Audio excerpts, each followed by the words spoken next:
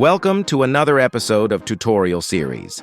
In this tutorial, we will learn how to make simple cinematic text animation in Premiere Pro, so let's get started. Select the Type tool and type your text. We can adjust the text in the Properties panel.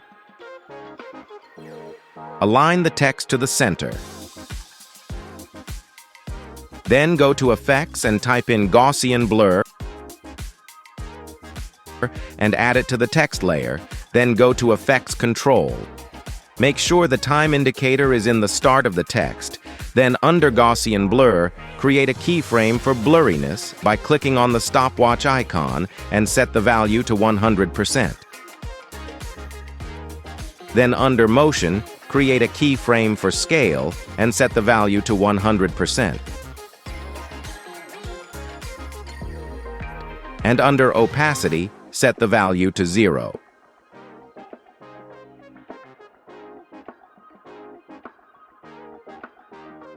Then move few frame forward and set the opacity value to 100.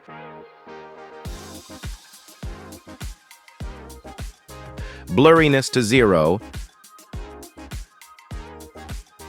and scale to 120.